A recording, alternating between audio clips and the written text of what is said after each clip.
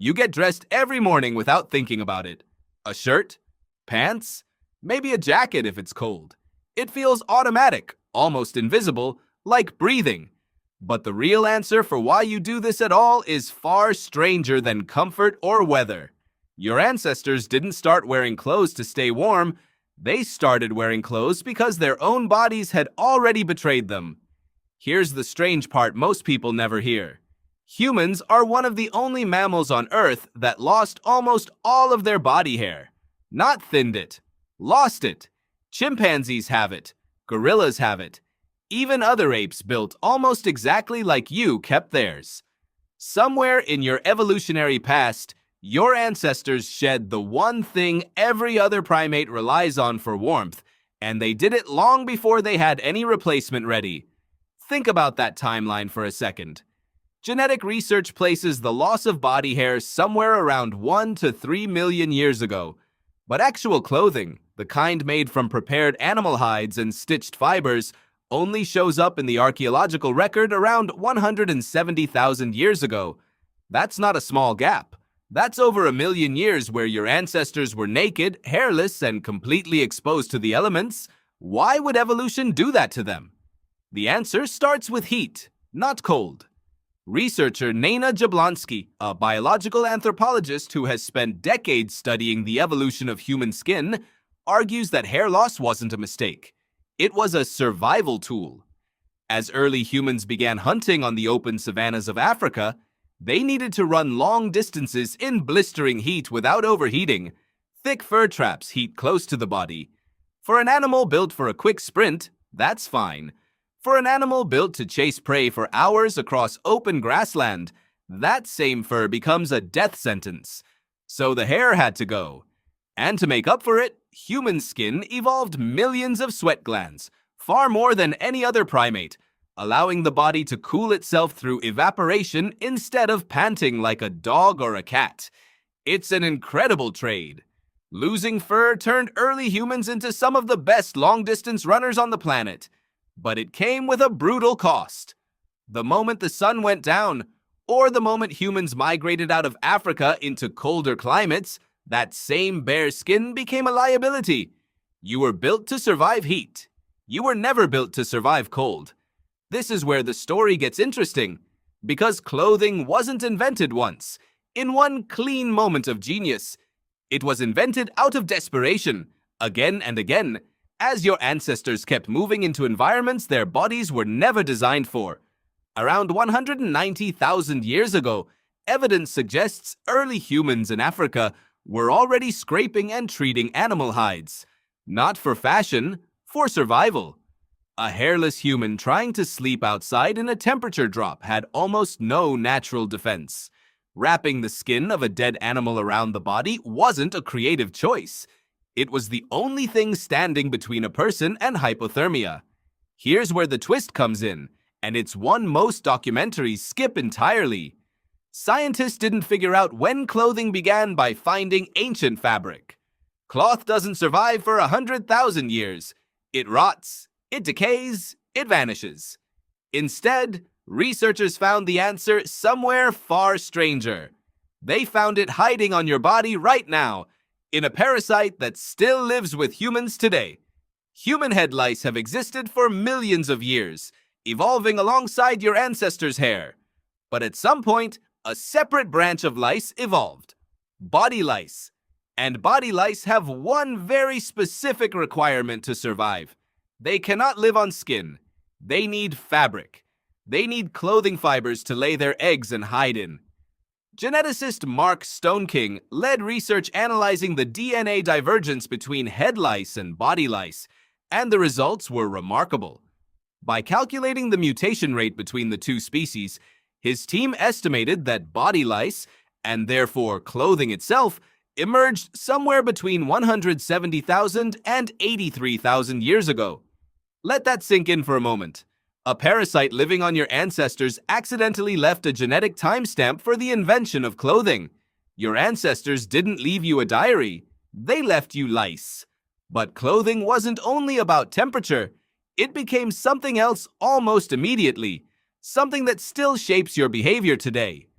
Once early humans had material wrapped around their bodies, that material became a canvas. Ochre pigment, one of the earliest substances humans use for decoration, has been found alongside evidence of hide-working tools dating back over 100,000 years. Anthropologist Ian Gilligan, who has extensively studied the origins of clothing, argues that once humans crossed the threshold into wearing garments, clothing rapidly evolved beyond pure necessity. Signal status, group membership, even individual personality, long before anyone had a word for fashion. This matters more than it seems. Because for the first time in human history, your ancestors could change how they appeared to others without changing their bodies at all. A person could look larger, more intimidating, more skilled, more attractive, simply by choosing what to wrap around themselves. Clothing became the first form of external identity humans ever built. Before language got complicated, before writing existed, before anyone had invented currency or status symbols made of metal or stone, humans were already using fabric to say something about who they were. And this connects directly to something your brain still does every single day. When you get dressed in the morning, some tiny, ancient part of your brain is running the exact same calculation your ancestors ran 100,000 years ago. Not just what will keep me warm. What will this tell other people about me? Psychologists have studied this exact phenomenon in modern humans. It's sometimes called enclothed cognition, a term introduced by researchers Hajo Adam and Adam Galinsky. Their studies found that what a person wears doesn't just change how others perceive them. It changes how the wearer's own mind performs. In one well-known experiment, participants wearing a lab coat described as a doctor's coat performed with significantly more attention and precision on cognitive tasks than participants wearing the exact same coat, but told it belonged to a painter. Same fabric, same fit, completely different mental state. Clothing wasn't only shaping how your ancestors survived the cold, it was quietly shaping how their minds worked, and it still shapes yours. So here's the picture that starts to form. Your ancestors lost their fur to become better hunters in the heat. That trade nearly destroyed them the moment the temperature dropped, or the moment they wandered into unfamiliar, colder land. Clothing wasn't a luxury invention that came after survival was already secured. It was one of the desperate technologies that made human expansion out of Africa possible at all. Without it, your ancestors would have been trapped in warm climates forever, unable to follow migrating herds north, unable to survive an ice age, unable to become the only primate species on Earth to spread across nearly every environment the planet has to offer. And once that first hide was wrapped around a shivering body, something else was set in motion that never stopped. Humans started decorating what they wore. Then they started trading it. Then they started using it to mark rank, tribe, and skill. Somewhere in that long chain, clothing stopped being about survival entirely for most people alive today. You don't put on a jacket this morning because you're worried about hypothermia. You put it on because of habit, style, weather, comfort. But underneath all of that convenience is a species that once stood nearly hairless and exposed on an open plain, forced to invent an entirely new layer of skin out of whatever it could scrape, cut, and stitch together.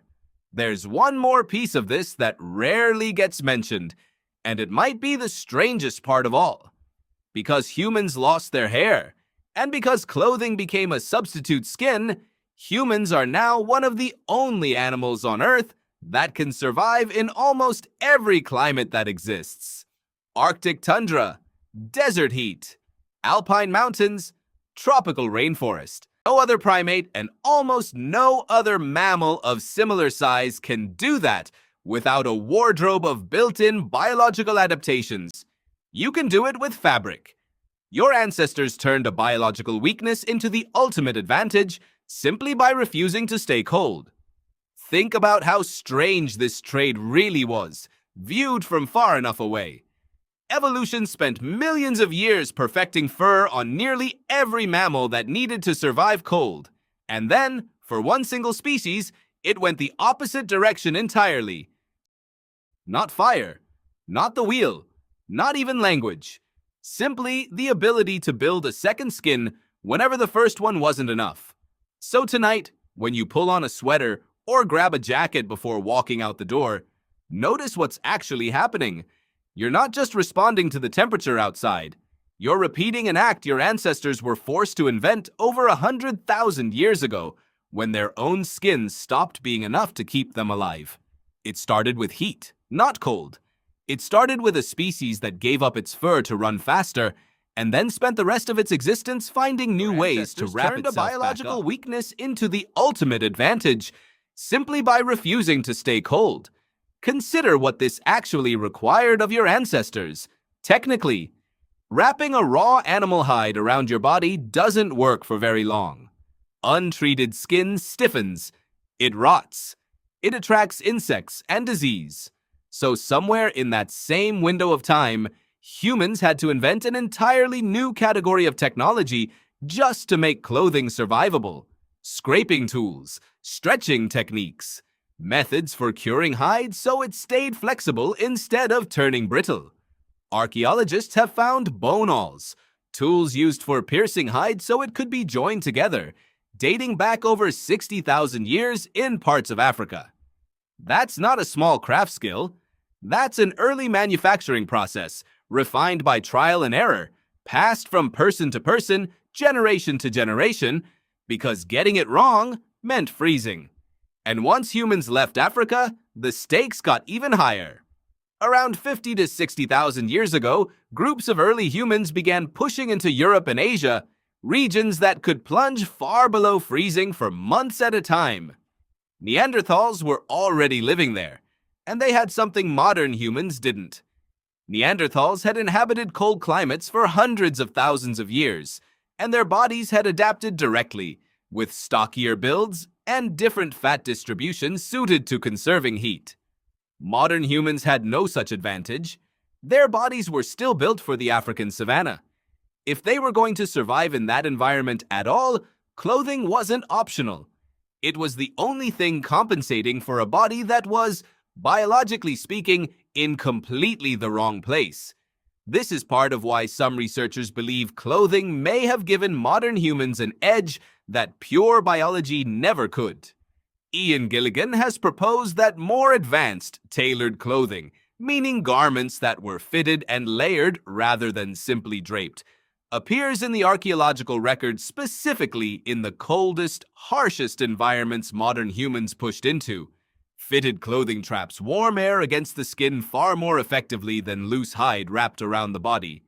It's a small technical difference. But across an entire ice age, small technical differences are the line between a population that survives the winter and one that doesn't. Now here's a question worth sitting with. If clothing was purely functional, something you'd expect to see eventually disappear or simplify once humans mastered fire and shelter, why didn't it? Why did every human culture on Earth, in nearly every climate, keep developing more elaborate clothing rather than less? The answer circles back to that shift from survival tool to identity marker, and it happened far earlier than most people assume. Beads made from shells, pierced and strung together, have been discovered at sites over 100,000 years old, often found near evidence of hide preparation. These weren't functional. A shell bead doesn't keep you warm. It doesn't protect your skin. Its entire purpose was to be seen. Once clothing existed as a surface, humans immediately began using that surface to communicate. Wealth, group identity, skill as a hunter or a crafter, even mourning and ritual status. Some of the earliest burial sites ever found include ornamented clothing on the deceased, suggesting that within a remarkably short window of evolutionary time, what someone wore had already become part of who they were, even after death. This is the part of the story that quietly explains something about your own life today. You've probably felt it without ever naming it. The specific subtle shift in how you carry yourself when you put on formal clothes for an interview versus how you move in worn-out sweatpants on a lazy Sunday. That's not just social conditioning layered on top of a neutral biological act. It's an ancient behavioral pattern, running on hardware that's been shaping human identity for over 100,000 years. There's a broader mirror here too, one that stretches beyond individual psychology into how entire societies function. Uniforms, from military dress to medical scrubs to corporate suits, work on exactly the same principle your ancestors discovered by accident.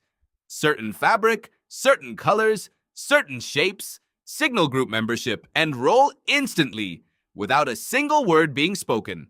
A stranger in a police uniform is treated differently within the first half second of being seen before anyone has said anything at all. Your ancestors didn't design this system on purpose. They stumbled into it the moment the first hide was cut and shaped to fit a specific body, and every generation since has been refining the same basic code,